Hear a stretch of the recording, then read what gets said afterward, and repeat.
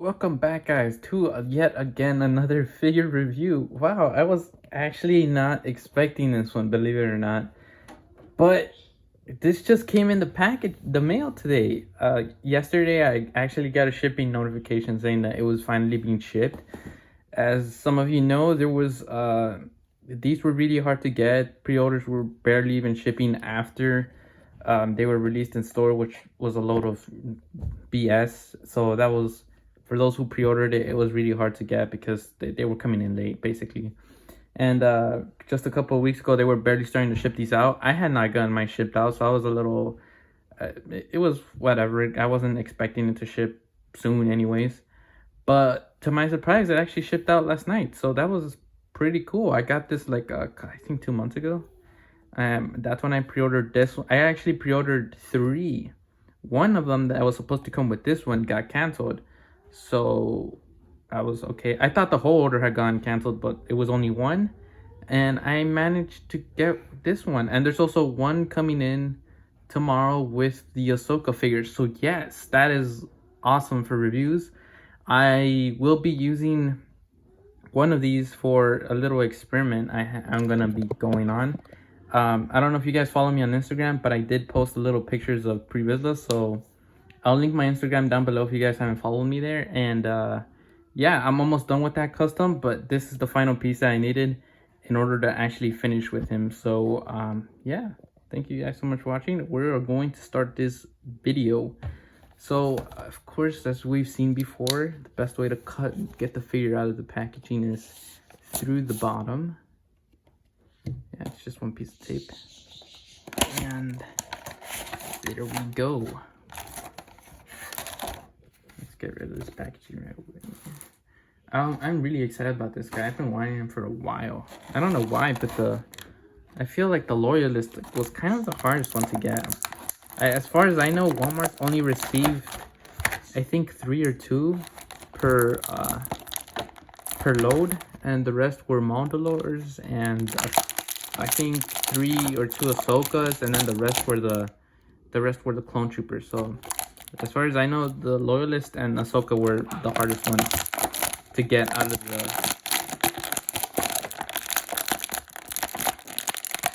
Ooh.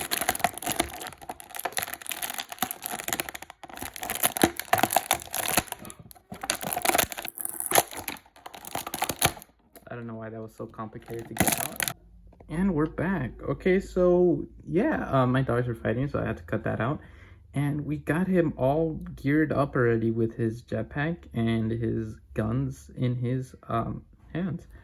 This is a great figure. I mean, I know I didn't get through the articulation because it's the same basic articulation that we got with the Mandalorian and with Jango Fett. So there's nothing really special to the articulation. But as we did get with the Mandalorian, if you guys saw my review on him, he does have new molds.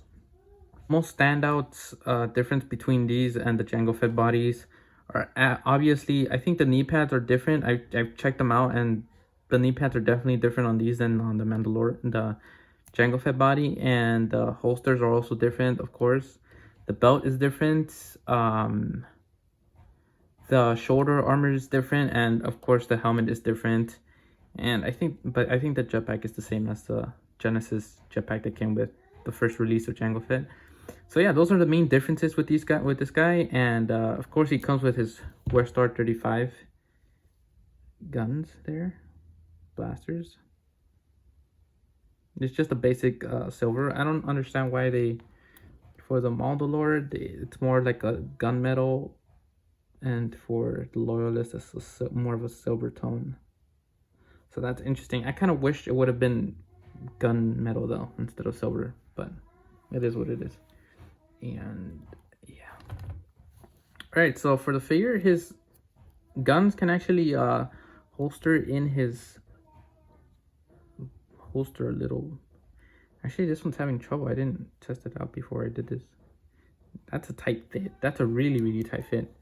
Let's check out the other one, because I do know that the Mandalorians have been suffering with the right side, so I want to know if it's going to be like that with the Loyalist.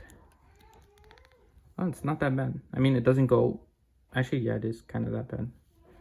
Or are they supposed to be on different angles? This side is more like waddled the other way, and this one is... Hold on, let me check that out, because that's... Yeah, this is a tight fit. This is what sucks about these figures. I think that's my only complaint with these, is that they have really, really big tight fits with the holsters. It's insane. I guess that works. However, it's still more higher up on that side than it is on this side, so that's unfortunate. One of the things that I love about this figure is obviously that he's a Death Watch Mandalorian, so that's awesome. I've been wanting to want Death Watch guys to go with my new previous look custom I'm doing, and they definitely fit the part. I love them so far, and they are great. I love the colors on these guys. They're really accurate to what the Clone Wars has, even to the symbols. I know some people have gone sloppy symbols, paint jobs from the factory or whatever, but mine's actually came out okay. Is that how it's supposed to be? I'm not quite sure, to be honest, because I didn't pay attention to this side of it. But the jetpack is easily, well, not easily, it's pretty stiff in there. It's hard in there. Once you put it in, it's not gonna fall at all. But the jetpack has some really nice colors too to it. And for the Mandalorian jetpack, this is the main difference. Again, it's mainly the gun coat between them. If you guys want to see how this jetpack looks on the Loyalist,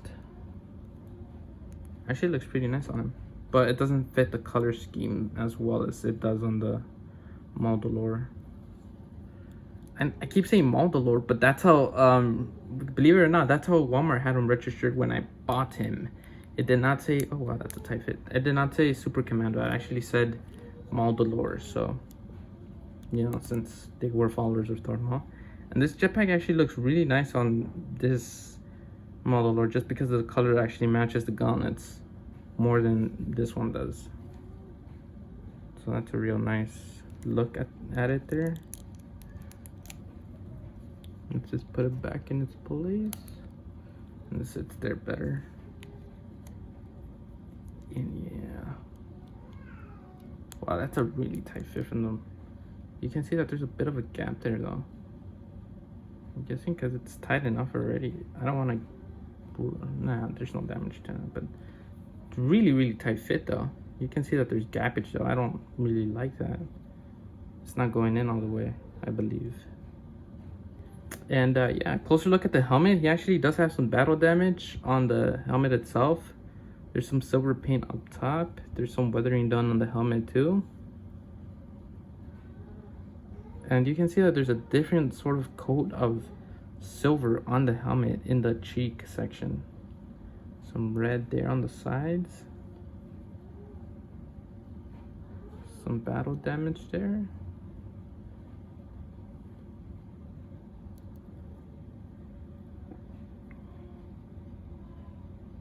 I'm not sure if I should go over the articulation on this guy, because he does have the same articulation as the past Jango Fett figures have had and the Mandalorian that I did review already.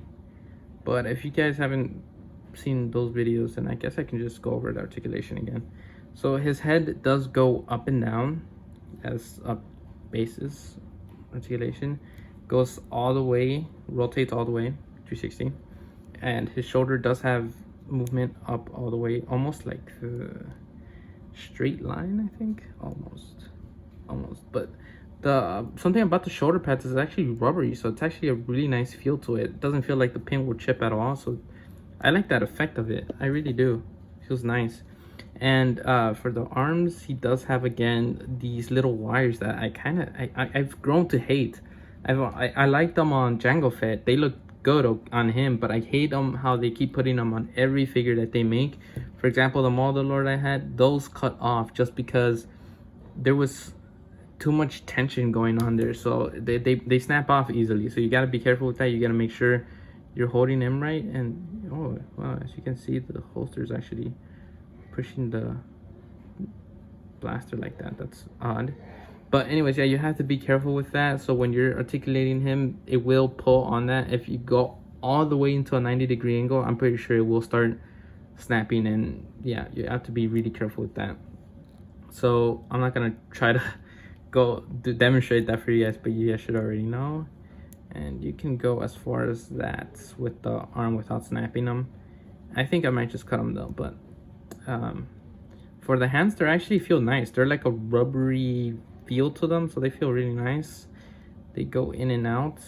This one also has that joint in and out, sort of.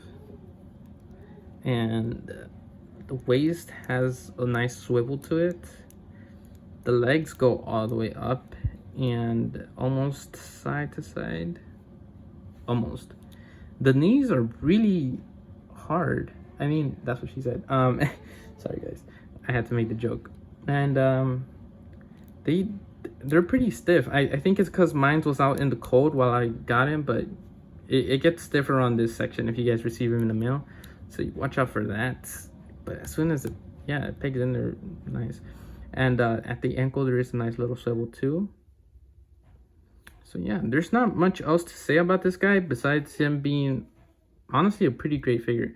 There are some cons to him. For example, the holsters. Sometimes you might get lucky and get one that actually has them properly done, or you might be unlucky like me, and the right side is always the one that's messed up. Even on the Mandalorian side, the Mandalorian holster, it's always like that too. So you're gonna get either lucky or unlucky with that. As far as everything else, I really like this figure. I wish they wouldn't have reused the same body as Jango Fett like they already have, because I mean, Jango Fett's body was okay, but on all of these figures, they look a little bit too bulky. It would have been nice if they would have had that Clone Wars slim style to them. I know it has to be realistic, but it still would have been nice because they all look bulky, like all of them. It feels a little bit lazy, but they're exclusive, so of course people would have gotten them because they were exclusive to just one store. So regardless, Hasbro knew what they were doing when they were selling them. And yeah, regardless, I really love the new molds they did. They weren't completely lazy with these figures, so I enjoy these figures. This one looks really nice, and I love this one too. Honestly, I really love the colors on this guy. The dark blues, the light blue, the grays, the blacks, all of the colors look amazing. I would give this an 8 out of 10. If it wasn't so hard to find, I would give it 10. But yeah, I hope you guys were lucky enough to pick him up, and hopefully if you guys pre-ordered him, they don't get canceled. I'm praying for you guys, and yeah, hopefully you guys get lucky. Thank you guys so much for watching. I'll catch you in the next one. I will be doing another review hopefully tomorrow if I receive Ahsoka in the mail.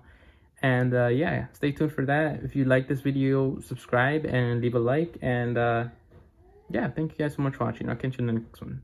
Bye.